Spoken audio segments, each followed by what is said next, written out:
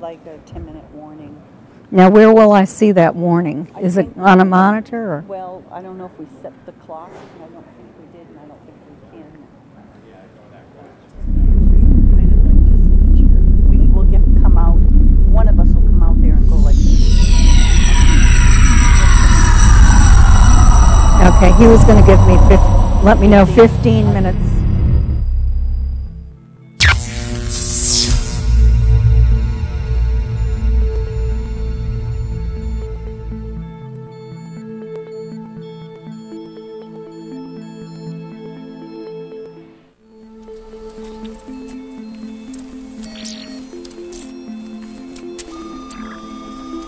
Good afternoon.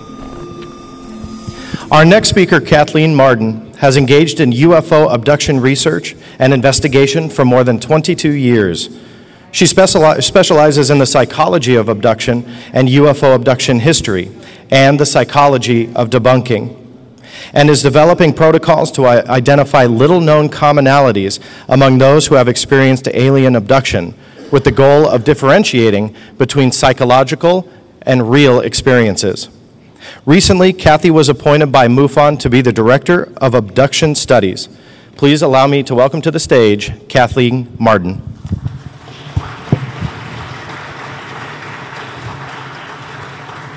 Thank you very much. Thank you. It's really nice to be with you again this year. And let's begin.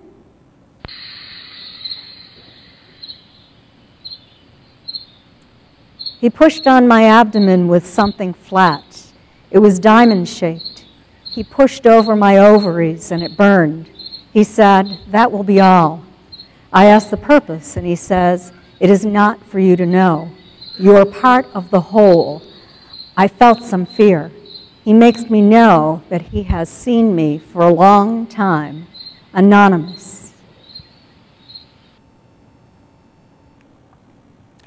NASA estimates that there are 50 billion plus planets in our Milky Way galaxy, and 500 million plus are in the Goldilocks zone, meaning that some of them probably have Earth-like conditions and might possibly support life. Most of us in this audience today have done enough research on the topic of alien visitation to know that we are most likely being visited right now. We have photographic evidence. Here's the Belgium Triangle. And 2 photographs taken, one in McMinnville, Oregon in 1950, and the other in France in 1957. Identical photos, it seems, of a craft that is not of this earth. So, friend or foe, what is their assessment of our behavior? Because I sort of have an intuition that they might treat us in a manner in which we might treat each other, or lower forms of life on this planet. I think when they came down initially, they assessed our technological development. They wanted to know if we were friend or foe. They wanted to know what our technological capability would be. And they could possibly, in 1949, see the Viking rocket, which was used as a weapon, developed as a weapon. And then our Apollo 15 launch, for example, that was not used for warfare. They probably would make close approaches to find out if we're hostile. Would we shoot at them? And we know that back in the 1950s, we did have a shoot them down order. So they would have assessed us as being hostile to their presence. Another quote from an anonymous experiencer. They tell me that they are concerned about our military's hostility. If they were shot down, I would simply have vanished from the face of the earth. No one would have found me. They probably secured plant and animal life. We hear in the 1960s, the 1970s about a spacecraft landing, about little figures getting out and taking soil samples from gardens and fields. And chances are that they would also have collected specimens of animal species from Earth. That would be what we would do. That was part of our plan during the 50s if we discovered a planet that had life. And then our plan would have been to abduct intelligent beings. And we know that at least since the 1950s, Earthlings have reported that they have been abducted. Now, Bud Hopkins, the late Bud Hopkins, told me that he had hypnotized an individual who believed they had been abducted as far back as 1939. So, how do they perceive us? They say we are a very difficult race to deal with. We are like emotional shapeshifters, anonymous. They view us as having many contradictions, from finality of weapons of mass destruction to eternal hope from people like Mother Teresa. There is ambiguity in our behavior. There is a continuum of human behavior from despair to promise. So are we malevolent? Are we benevolent? Are we both? How do they perceive us? Let's look at the war deaths during the 20th century. During the First World War, 15 million Earthlings were killed. Under Stalin's regime in the Soviet Union, 20 million lost their lives. During the Second World War, 66 million people lost their lives. In the People's Republic of China, during the reign of Mao Zedong, we lost 40 million Earthlings. In all the major wars during the 20th century on Earth, we lost 194,550,000 Earthlings. What kind of impression does that give our visitors? And yet, we have made life-sustaining advances. We have eradicated smallpox from the face of the earth. We've made advances against cancer. We have a better understanding of the mentally ill and treatment for the mentally ill. We have inoculation for the prevention of childhood diseases. Through the internet, we have the access of information, and we have a new and developing tolerance of multiculturalism. And yet, 21,000 children die each day from hunger and hunger-related causes. That is 14 children every minute. 7.6 million children die every year. We lost 76 million children between the years 2000 and 2010. That's a staggering figure. But we care for each other. And we also care for animals.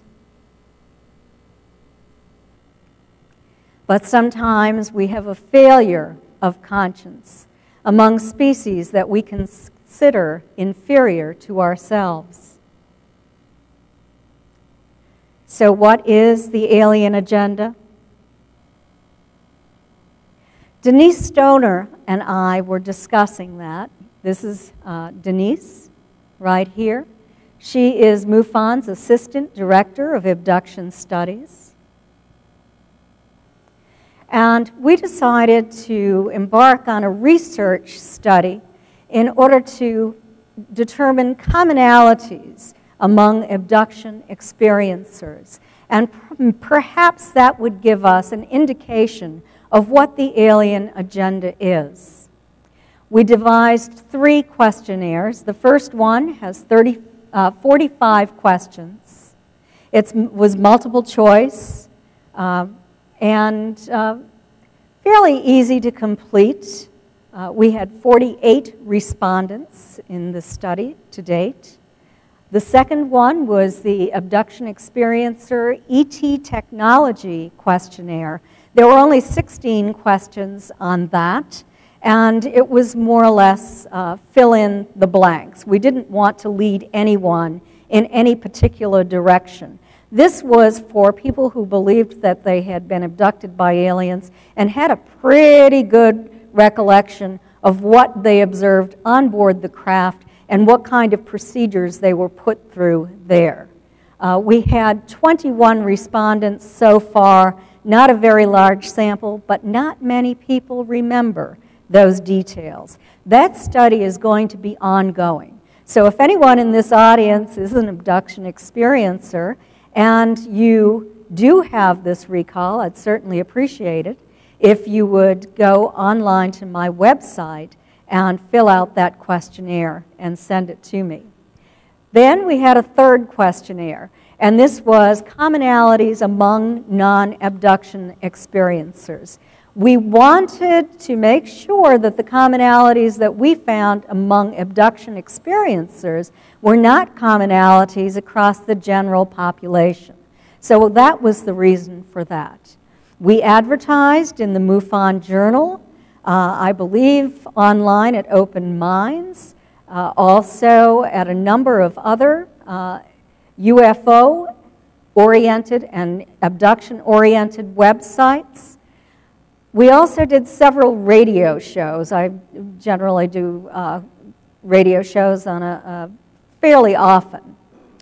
A lot of those shows were on paranormal radio sites. So our results were skewed a little bit among the non-abduction experiencers because there was a lot of paranormal experience taking place in their homes.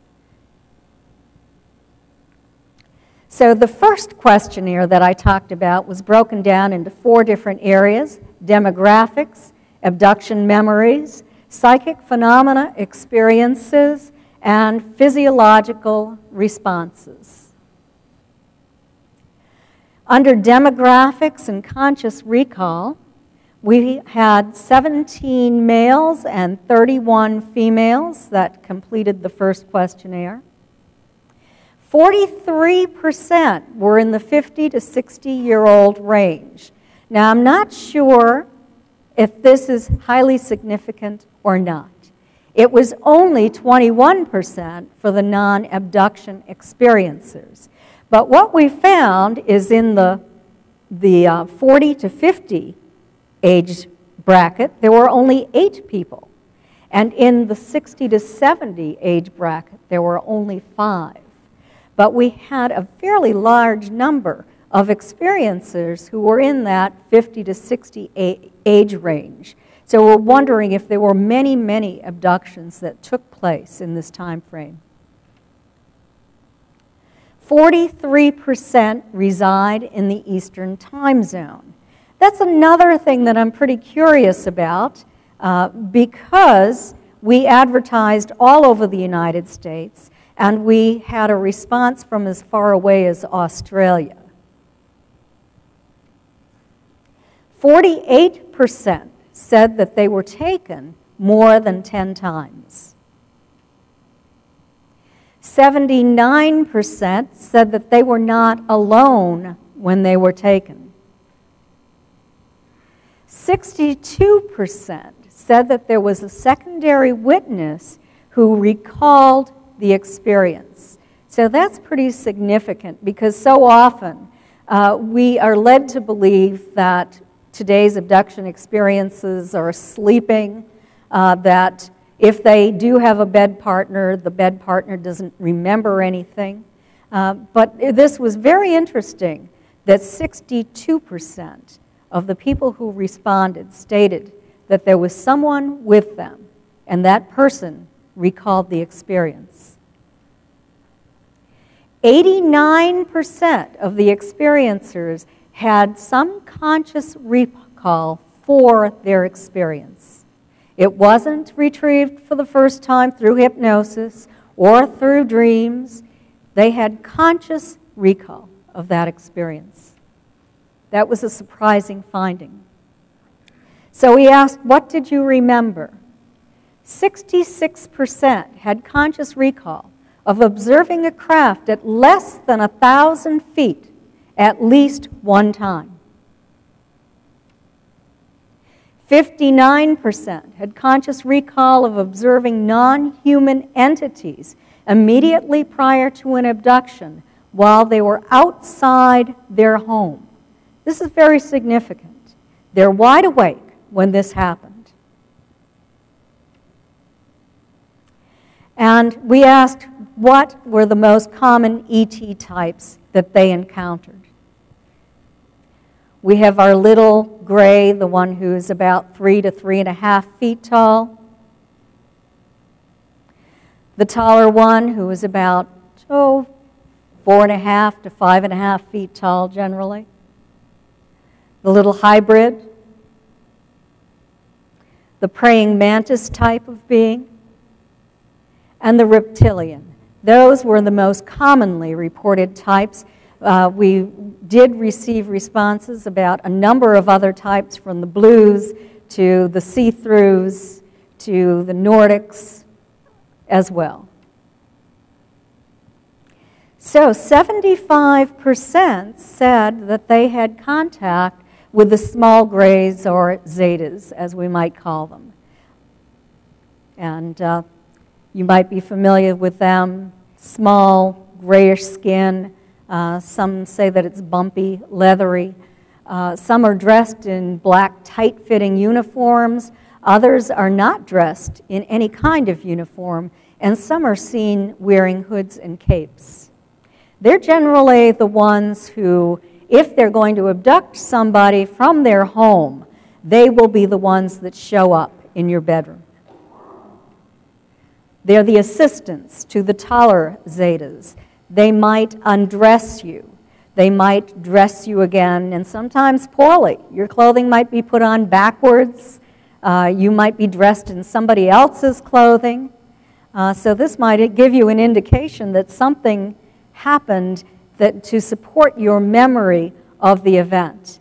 They seem to be a little less intelligent than the taller Zetas. They are less likely to express emotions, although I have had reports of them expressing emotions when they're surprised. For example, one man wrote that he was on the table and one was standing near him, sort of guarding him, and he kicked it, and it flew back against the wall with a very surprised look on its face. And if you remember back to my Aunt Betty Hill's experience, it was one of these short little Zetas who took that tablet from her that had the alien symbols on it that she tried to take off the craft to prove that her experience was real. 82% said that they recalled having contact with the tall grays, or Zetas. Their heads are a little bit smaller in proportion to their bodies than the smaller ones. They're highly intelligent, telepathic.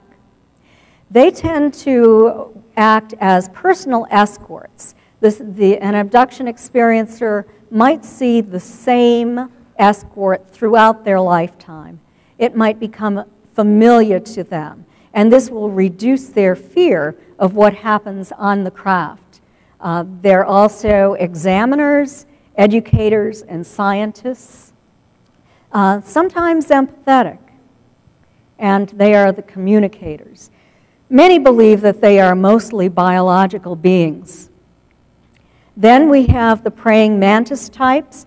54% of the respondents stated that they had had contact with the praying mantis type beings. So what you see here on the left is a sketch done by an abduction experiencer that I have been working with, and to the right is a very nice illustration by Stephen Smith, who has done a lot of work for me, does a terrific job at that.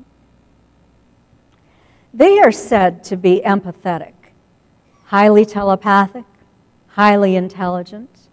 They stand generally about 5.5 to 6.5 feet tall. Some people report that their legs sort of bend sort of in M shape, almost like grasshoppers. And some abduction experiences say that they have seen them on craft with very low ceilings, but they are down in that sort of M shape with their legs making that shape so that they fit there. It's kind of, it was very perplexing to me at first when I started to hear about them being on a craft with a low ceiling when they are so tall. They might act as doctors or teachers or even tour guides on the craft. Generally, they're not wearing clothing, but some people have reported that they wear sort of navy blue jackets that might come down to their thighs. And then 46% reported contact with reptilian types. They're known as the bad boys of the neighborhood. Yet, I've received conflicting reports. Some have said that they have been very kind and empathetic. Yet others say that they're very mean to them. One person told me they raped me and my 8-year-old daughter. That's a terrible thing to happen. They're very interested in sexual contact with humans and between humans as well. And another said, it was the best sex I've ever had in my life. So are they friend or foe?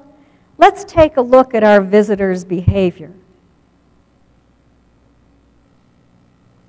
Generally, people will tell me that they were in an external environment when they had their first abduction experience. For those who have a family history, this may not have happened. If your grandmother and your mother were abducted, you might be taken from your bedroom or from your home all of your life. So you may not have ever been taken from an external environment. But most people whose abduction started were taken mostly in the 60s, 70s, 80s from an external environment.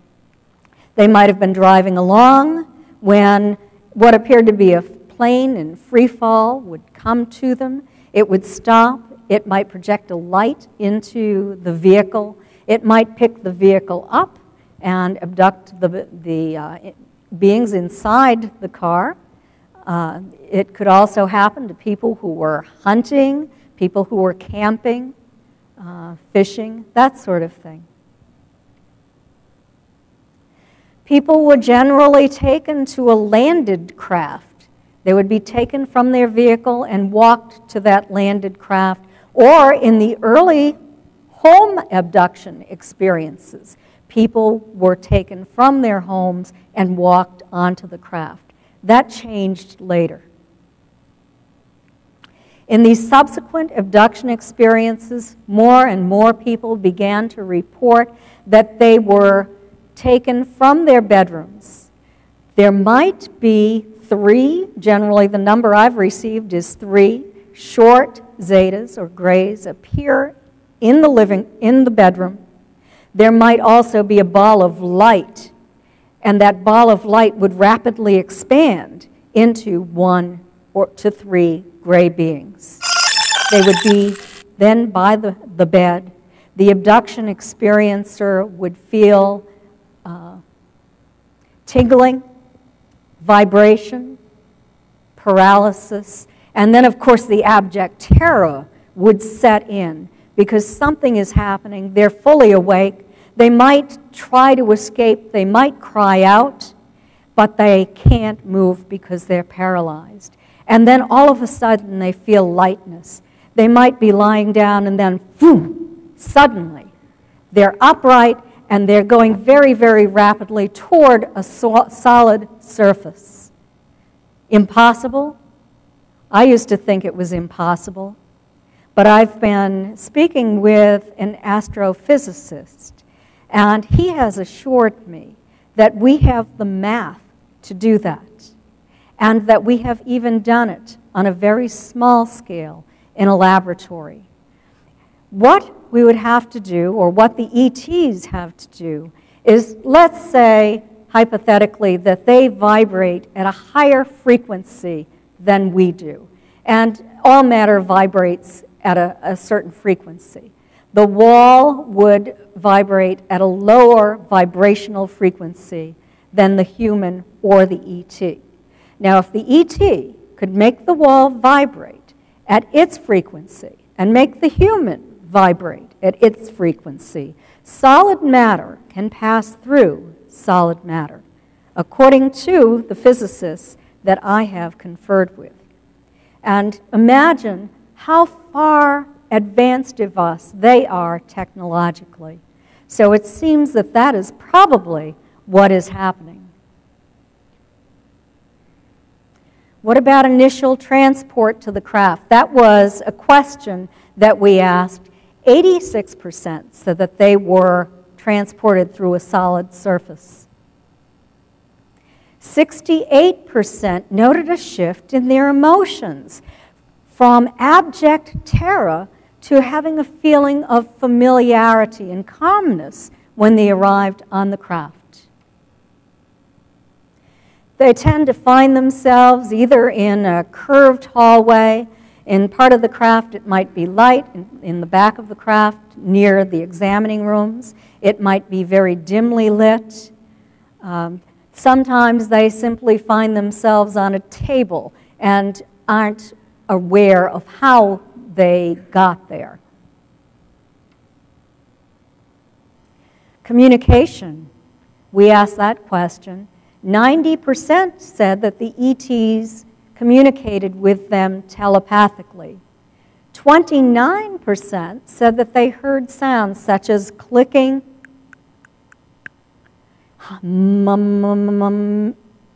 or human voices in late-stage hybrids, also in Nordics. Most people reported undergoing medical procedures on the craft. What were their the questions regarding physiological responses? 82% said they awoke with unexplained marks on their bodies immediately after a nocturnal bedroom abduction. And some people have photographed those. They were awake when they were returned. They were able to get photographs right away. And some individuals have sent those to me. I've started a catalog of marks on people's bodies. Only 21% of the non-abduction experiences said that they have awoken with unexplained marks on their bodies, and they are different than the ones that the abduction experiences have awoken with. The non-abduction experiencers report bruises and scratches, as do some abduction experiences. Abduction experiencers also report triangular burn marks on their neck, or their upper back, or elsewhere. They have patterned puncture wounds on their bodies, scoop marks, and 52% said that they had nosebleeds immediately after they were returned from an abduction experience at least one time, probably from the insertion of an implant. 26% said that they suffered burns, hair loss, or conjunctivitis during or immediately after an abduction experience. It was 0% for non-abduction experiencers. 44% said that they suffer from migraine headaches. It was less than 1% for non-abduction experiences. 74% say that they now have difficulty falling asleep or staying asleep, generally due to fear. 50% said they are more sensitive to light than they were prior to their abduction experience. This is a photograph of what might be an implant inside of an abduction experience's hand. Tissue samples, scoop marks. Here, you can see the scoop mark. And then we have pattern puncture wounds reported over and over again down here in a triangle shape, and it looks like that advanced it forward. There is also a mind scan, and this is a quote from another anonymous abduction experiencer. He put his eyes close to mine, and I felt intense love coming from him. I have never experienced such a powerful feeling directed at me before. He told me that I am part of them, that I am family. I have no reason to be fearful or to distrust them. They mean no harm. And yet, another abduction experiencer wrote, there have been a few times where I felt a short period of pleasure. This is a feeling that comes from them. They want me to feel this way for their own benefit. They communicate to me that I'm performing an important function for them. It is helping me to understand more about them, to understand more about us. And they need to take my genetic material. They do not intend to harm me.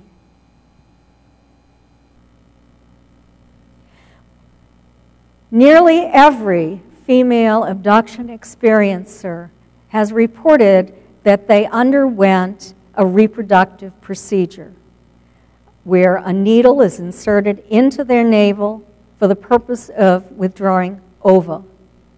Men report that a cup-like device is placed over their groin and that sperm is removed. This is a photograph of an abduction experiencer's navel. She took the photograph immediately after she was returned home. Her navel was bleeding. These are her calves. You can see pressure marks. On this one, the three, see if I can do this without advancing the slide. You can see the 3 finger marks and also a scratch at the bottom below that.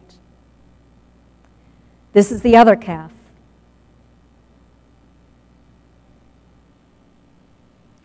Many abduction experiences report fluorescence on their skin, and many investigators have found this as well. Well, fluorescence can be caused by chemicals. It can be caused by detergents. But some abduction experiencers end up with a fluorescent green pattern on their skin. I'm working with one experiencer right now who recently reported to me that there were 2 rectangles, perfect rectangles, on her hand, and underneath that was a curved-edged triangle. A biopsy was taken of that, and the tissue was studied. It penetrated 8 layers of derma.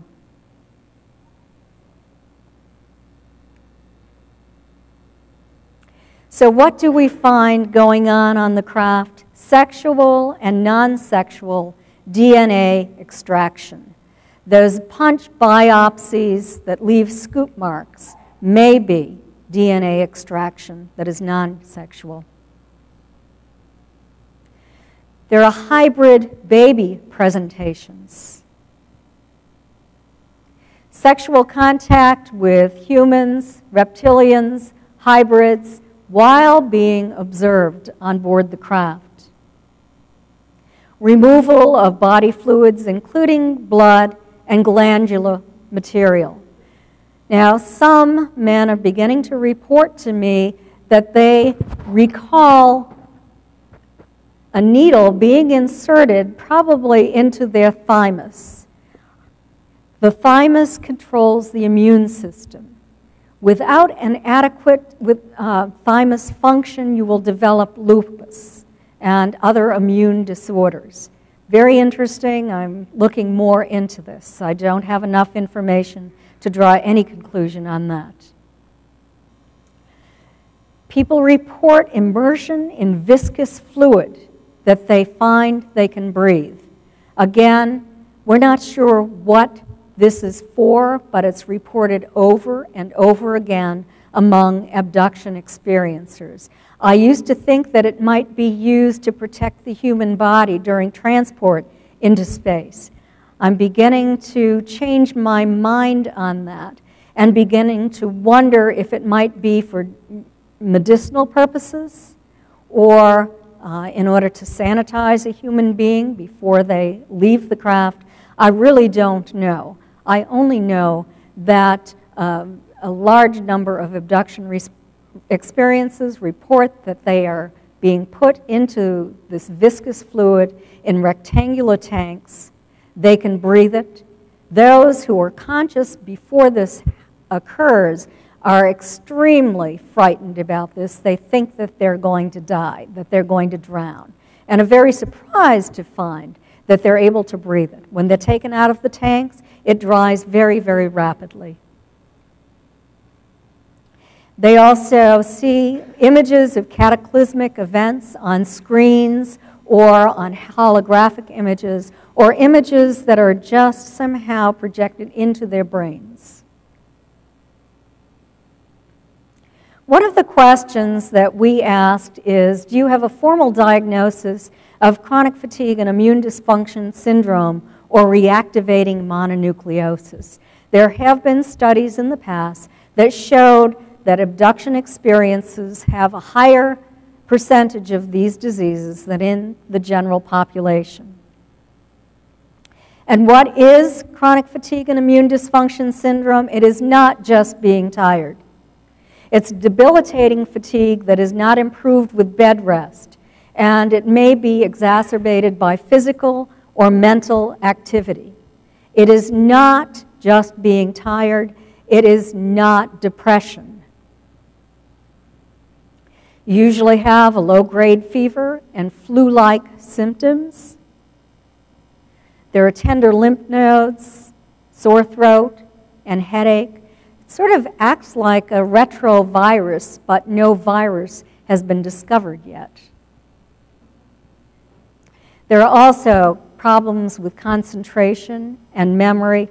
Some people even lose the ability to walk. Some people have to go on Social Security disability. 41% of the abduction experiencers who completed our questionnaires have a formal diagnosis, whereas it is less than 1% in the general population. It costs the U.S. $9.1 billion a year. Getting back to the extraction of reproductive material, here is another quote. Chambers are used to create a human form from genetic material. Anonymous. And what you're looking at is a sketch by an abduction experiencer who was taken in 1978. She was taken into a room where she observed fetuses in various stages of development. Some of them had a human appearance, others had an appearance much more like the Greys that took her. She was taken into an adjacent room and placed on a table. Many, many people report that these fetuses or these embryos are implanted in their bodies in an artificial sac, and that about 3 months or so later they're taken back on board the craft and the sac is removed. And the fetus grows to its full development inside one of these chambers. After they're removed from the chambers, the ETs want them to have skin-to-skin contact with the humans. They want the humans to nurture these babies. And we know that if human babies are not nurtured, they will develop problems. They will develop disorders where they will never be able to function in society normally. 23% of the respondents said that they had contact with hybrids or have observed hybrids on the craft. And often this nurturing kind of experience takes place. There are generally 3 stages or more of hybrids. There are the ones that look more like the grays, and they live out their lifetimes on the craft. They're telepathic. There are the mid-stage that is sort of halfway between being gray and being human. And then there are the ones who appear to be of human form. Perhaps they have been genetically altered by the grays, but they appear more human. And many abduction experiences have reported that they believe they have been made pregnant, or these embryos have been implanted into their wombs, that they have carried them to full term and have babies here on Earth that they suspect a hybrid.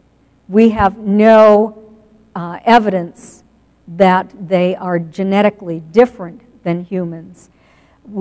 I do have some information that the grays are probably not genetically compatible with humans. So there must be some kind of splicing that's taking place if all of this is actually occurring, and certainly abduction experiencers, and a large percentage of them, are reporting this. The late-stage hybrids, as I said, do speak using voices and can survive on Earth, according to reports. Another quote, "Existence in space has caused them to lose their ability to reproduce. They have to use human DNA in order to propagate their species." So that is what one anonymous abduction experiencer told me. Another said, "In the past, they took many samples, but this process has now stopped. It was based around a reintegration of certain DNA nucleotides so that some ETs could experience different stages or different ranges of emotions, ones that their race no longer understood. What better way to understand a race than to become like them?" 2 different takes. Some abduction experiencers have reported that they were given tours of the craft. And this is a sketch by one. And she told me that she was taken into a room in the central core of the craft, and it appeared to be comprised of biological material.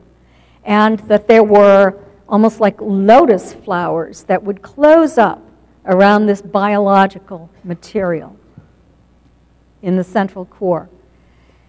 It is interesting that so many abduction experiencers wrote about this independently. One wrote, "The mothership and scout ships were both mechanical and biological. The physicality of the equipment was there, but you also had to use your mental abilities to move things. The craft is operated mainly biologically. Its interior section is alive. It can think. These are different abduction experiencers. The craft seems to have its own intelligence. It can sense its surroundings. Biological material is used deep within the energy system of the craft. These craft are living entities, much like bacteria. They live, breathe, function, and create. They are grown from what was initially a hybrid framework. The craft are genetically modified structures, Not all craft have individual operators, but there are certain parts of their DNA replicated. And then last, 32% stated that they observed human types on board the craft. They reported Nordic types, and they were told or shown scenes of cataclysmic Earth destruction stemming from a magnetic pole shift. Or experiencers have feelings or visions of impending disaster, earthquakes or widespread flooding. The Nordic types, they tell me, are very concerned about this kind of experience happening, but they have a policy of non-interference. We also hear many reports of MyLab abductions, military groups working in concert with ETs. There's been some speculation that perhaps they are hybrids dressed in military uniforms. Or perhaps they are human military groups working surreptitiously with the alien beings. We asked, have you witnessed paranormal activity in your home? This has always been a thorn in the side of ufology because paranormal activity and nuts and bolts ufology are so far apart. And we've never really wanted to come together. Alan Hynek found this, Jacques Vallée found this, many researchers and investigators have found paranormal activity being reported by abduction experiencers. And it's something that I almost went to kicking and screaming. But we did ask that question with some very interesting results. 85% of the respondents reported paranormal phenomena in their homes, whereas 42% of the non-abduction experiences reported that. And remember, we advertised on paranormal radio shows, so I think that that's why the result of that was skewed. I don't think that's true of the general population. What did abduction experiencers see? Light orbs in their homes, over and over again. Doors opening and closing. Things flying through the air toward them. 43% said that it happened before their first abduction, after their first abduction. 26% said before their first abduction. 89% said that they received telepathic messages that were related to an abduction experience, whereas 33% of the non-abduction experiences reported telepathic communication, not with ETs. 47% said that they had at least temporarily received a gift of healing after their first abduction experience. And 84% said that they at least temporarily developed new psychic abilities. Things go missing and then are returned to a conspicuous location. What you have here is a photograph of my Aunt Betty Hill's earrings. Those are the earrings that she was wearing on the night of her abduction experience. She wasn't aware that they were missing until a couple of months later. She and my uncle were in the White Mountains, retracing the route they took that night, trying to jog their memories more about what happened during that 2-hour period of missing time. When they returned home that night, they found a pile of leaves on their dining room table. And in those leaves were the earrings that Betty was wearing on the night of her experience. This has happened time and time again among abduction experiencers. Jewelry is missing and then returned, cameras, or different household items, and returned to a very conspicuous location in an odd way. 68% said they experienced malfunctions in electrical equipment, such as lights blowing out or blinking out when they walked or drove under them, digital watches malfunctioning, and computers going haywire following an abduction experience. 33% of the non-abduction experiencers also reported this. Okay. So are they friend or foe? Hunter Gray, formerly John Salter, retired full professor at the University of North Dakota and an abduction experiencer, stated, "I think the ETs are definitely the children of the Creator, and I strongly think, as I've said, that they are friendly, but given the turbulence of humanity, are understandably cautious." An anonymous abduction experiencer stated, "If our ET visitors had wanted to harm us, they could have done so long ago." Another stated, "They are not the kind of people you want to associate with. Their ambitions and methods are demeaning and sometimes cruel." Dr. Carla Turner, the late Carla Turner, who was an abduction researcher and psychotherapist who used hypnosis, wrote, "Before we allow ourselves to believe in the benevolence of the alien interpretation, we should ask, do enlightened beings need to use the cover of night to perform good deeds? Do they need to paralyze us and render us helpless to resist? Do angels need to steal our fetuses? Do they need to manipulate our children's genitals and probe our rectums? Are fear, pain, and deception consistent with high spiritual motives?" Another wrote, "Humans have a capacity to allow their filtering systems to present images in a distorted fashion. Their fears determine what they see in every situation." And I wrote, "Perhaps our past experiences have left an emotional imprint upon each of us that determines our individual perception of our extraterrestrial visitors. It is our emotional history that determines our perception of them." Another wrote, not all non-human entities have proven to be friendly, as is the same on Earth with our own species. So, are they friend or foe? And why don't they make contact? Possible reasons. Perhaps they consider us too inferior a species for overt contact. Just as we consider different species on this earth who are different from humans to be inferior to us, let's say that they're 500,000 years ahead of us technologically. Let's say they are of an entirely different species, insectoid, reptilian, or of something very different that we don't even have here on Earth, such as the Greys or the Zetas. They might consider us to be inferior. Perhaps they're harvesting our resources and don't want to be held accountable for their behavior toward us. Perhaps they are so different than humans that overt interaction would be impossible.